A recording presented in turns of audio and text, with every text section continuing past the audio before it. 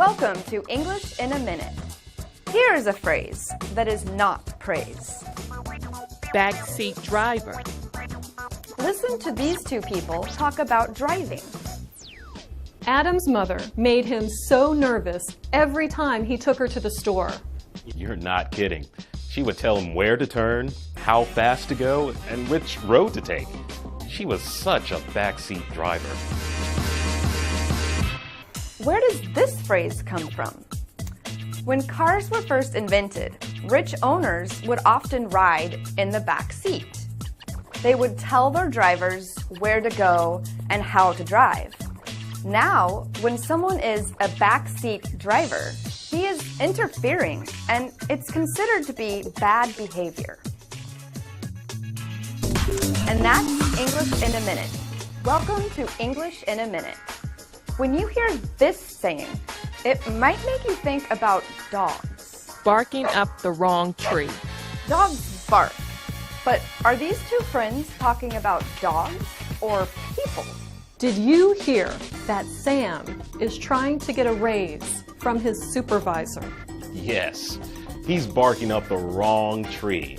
Only the manager can give him a raise. Barking up the wrong tree means to place attention on the wrong thing. It comes from 19th century America, when people often hunted with dogs. The dogs would hunt animals called raccoons. They could escape up a tree with the dog barking on the ground. But raccoons could also jump to other trees, leaving the dog to bark up the wrong tree. And that's English in a Minute. Welcome to English in a Minute. When you bend something, you fold it or change its shape, like this. But what does this American idiom mean? Bend the rules. My new apartment has a no animals rule, but I really want to get a cat.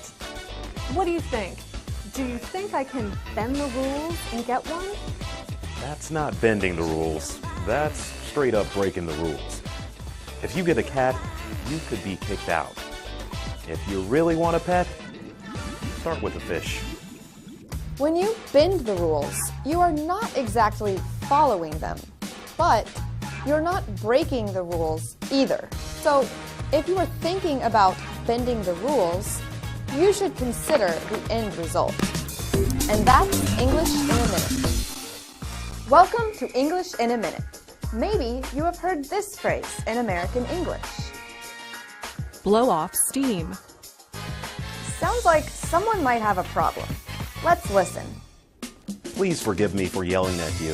I had such a bad day. I just needed to blow off some steam. It's okay. I understand. You know, when my friend Rebecca needs to blow off steam, she goes for a long bike ride. Blow off steam. That's what people do when they need to get rid of negative or bad feelings. This phrase comes from steam engines. When pressure builds up inside, the engines must release steam. How do you blow off steam? Send us a comment at our Facebook page, VOA Learning English. You can also check out our website, learningenglish.voanews.com. And that's English in a Minute. We have already learned a few tree-related idioms, such as go out on a limb and barking up the wrong tree. Here is another one for you. Branch out. Hey, have you tried the new Thai restaurant across the street? It's so good. I did notice that today, but I've never tried Thai food before. It would probably be too spicy for me. What? You should branch out and give it a try sometime. I guess I should branch out a little more and try different food. A branch is part of a tree that grows from the trunk, or even from another branch. To branch out means to try new things. Think of a tree growing a whole new limb. In Jonathan's case, he decides to branch out and try Thai food. And that's English in a Minute. Welcome to English in a Minute, where we teach you all about idioms in American English. You probably have heard someone say, Break a leg. Don't worry, She isn't going to break someone's leg. This is an expression that means good luck. Let's listen to a conversation to find out. I'm so nervous. Tonight is the first night of the play. Is it? Well, go out there and break a leg. This phrase began as a way to wish actors good luck. Theater people said that if they wished each other something bad, good might happen. So when you hear break a leg, it really means do well. Also, it can mean to work really hard at something. And that's English in a minute. Welcome to English in a Minute, where we teach you all about idioms in American English. Imagine you are standing outside after a rainstorm and you take a deep breath. It's new, fresh, and it smells good. But what does this have to do with American English? I love the new baseball coach. He's got great ideas for making us better players. He does. He's like a breath of fresh air for the team. A breath of fresh air means something new. It's a nice change from the way things used to be. You can use this phrase to describe an event, a place, or even a person. And you can use this phrase in any situation. And that's English in a Minute. Welcome to English in a Minute. Sometimes American English is confusing and hard to understand, like Burn the midnight oil.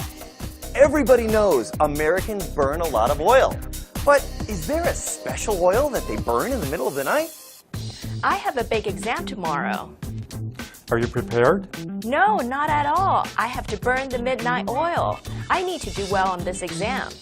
Americans are not burning special oil reserved for the middle of the night. They are just staying up very late. This actually makes sense if you think of a candle or a lantern and you have a lot of work to do that may take you all night. This is a phrase everybody will understand. And you can use this phrase when you have a lot of work to do and not that much time to do it in. And that's English in a Minute.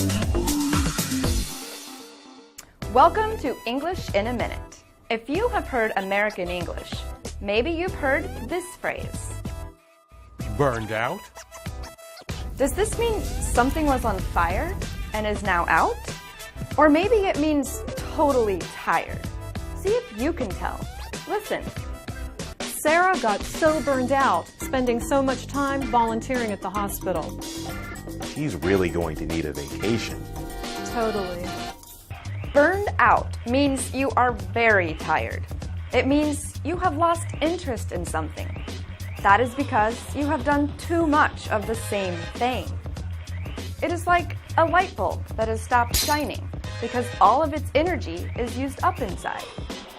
Now it's your turn to think of ways to use burned out. And that's to English in a Minute. If you hear this expression, does it really mean a bridge is on fire? Burning bridges. So, Jessica quit her job, and before leaving, she told all her coworkers how much she hated them. Get out. Why would she burn her bridges like that? Oh, she's known for burning bridges. No one in her last job even talks to her. Why burn a bridge to someone who could help you later? That's just stupid. When you burn a bridge, you don't really set fire to anything, but you are doing something dangerous. During wartime, soldiers commonly burned bridges to cut their enemies off from supplies. But burning bridges also meant the soldiers could not retreat. So, when you burn a bridge, you cut off contact with people or opportunities you might need later. And that's English in a Minute.